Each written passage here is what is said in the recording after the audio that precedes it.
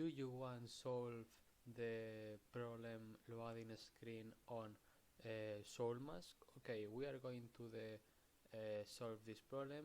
Okay, the first step, okay, go to the Steam, okay, here in Steam, and go to the okay, go to the Steam, and here you go to the library. Okay, go to the library and go to the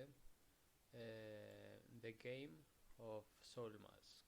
Okay, here you install the Soulmask and okay, you select Soulmask and go to the manage, okay, the settings of Soulmask of Steam, okay, and here you go to properties, and here go to the section installed files, and here you go to the button verify integrity of game files, okay, and here you verify files of Soulmask and you solve this problem, okay, and bye bye.